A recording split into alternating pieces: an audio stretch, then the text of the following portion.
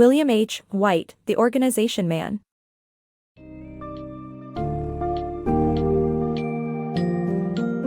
Dive into the world of The Organization Man, where William H. Whyte explores the influences shaping post-war American society. This book summary takes you on the journey of how giant corporations impact societal values, pushing individualism aside in favor of the collective.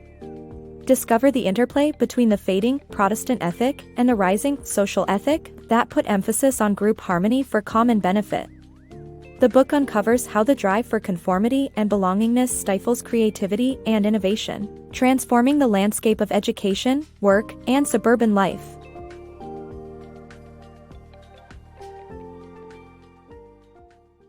The Rise of Collectivism. The American society is witnessing a gradual decline in individuality, as big corporations encourage conformity and groupthink among their employees. The once embraced Protestant ethic has been replaced by the social ethic, where the idea of coming together for the good of all is promoted. The pressure to conform to the group is reinforced by personality tests and the value of belongingness. This societal imperative has led to a decline in personal leadership and a rise in collective leadership, resulting in a cookie-cutter approach to life. However, the author warns that this shift towards collectivism may come at the expense of creativity and innovation. The cost of business education. The emphasis of college curricula has transitioned from liberal arts to practical business education and management courses. These courses aim to create organization men who fit perfectly into the corporate world and avoid nonconformity. The focus of corporate training programs is to make individuals round pegs for round holes with personal goals aligned with the company's goals. Resistance against these ideas comes from top executives who resent the control of the corporation. Ironically, driven individualists make it to the highest ranks instead of cookie-cutter organization men. Blind obedience. The Caine Mutiny is a best-selling book that emphasizes the importance of following group standards, even above individual leadership. The story revolves around the USS Caine, a naval ship on duty in the Pacific during World War II. Its commanding officer, Captain Queeg, appears to lose his mind during a typhoon, endangering the ship and crew. The executive officer, Lieutenant Stephen Merrick, relieves him of command, and is later exonerated for the crime of mutiny. However, the message is clear: never question authority, no matter who is in charge, as doing so is more dangerous than any folly the boss might commit. Suburban Conformity. The book portrays the culture of 1950s suburbs as the epitome of social ethic. The suburbs represented an ideal of group conformity, where the organization men and their families thrived, adapting to new environments and forming groups of all kinds. The dominant ethos of classlessness encouraged group participation for status validation.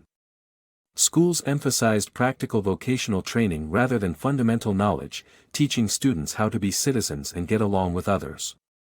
However, not everyone thrived in this conformist society, as introverts and childless wives suffered quietly.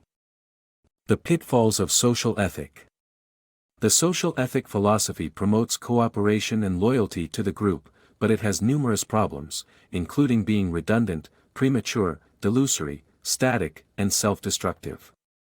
Society sets the terms for social acceptance, making it difficult for those with divergent interests to find a place. The drive for normalcy leads to compulsions and neuroses for many organization men and their wives. The fight against group compliance.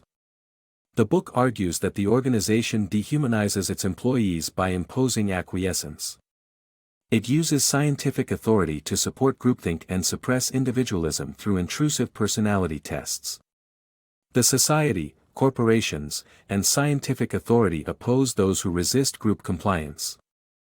The individuals who fight against it doubt their own urges and senses, leading to dehumanization. The organization versus the individual. Human nature ensures that the individual will always oppose society manifested through the organization.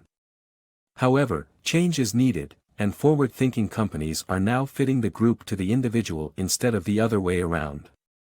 Constantly trying to adjust and integrate into the group is unhealthy. Individual initiative can be just as productive as the assembly line. Companies can begin by reducing meetings to loosen their reins on individuals, invigorating the workforce. Disaffected scientists and engineers in organizations. Studies in the 1950s showed that scientists and engineers were the most disaffected white-collar workers within organizations. This was because they were perceived as selfish and not organization-oriented by their employers. The corporations then proceeded to indoctrinate them into becoming organization men through extensive training. However, two research laboratories that allowed scientists and engineers to concentrate on technical matters, Bell Labs and GE's research department, made more notable discoveries than any other commercial labs. To repel the organization, educators should emphasize fundamental education, including humanities, and de-emphasize career training classes. A wide-ranging education that includes abstract thought teaches individuals how to get along with others, be socially acceptable, and deliver strong presentations in an increasingly complex world. The power of individuals. The organization cannot enforce necessary change, it is up to individuals to create and implement radical solutions. The author emphasizes the importance of a liberal arts education in improving discernment. The divide between white-collar workers and corporations is inevitable, and individuals should not sacrifice their individuality. Society's organizations are created by groups of individuals, and it is possible to change them if there is enough willpower. Thus, standing up and fighting is the key to making meaningful changes, without which, careers and individuality could be at risk.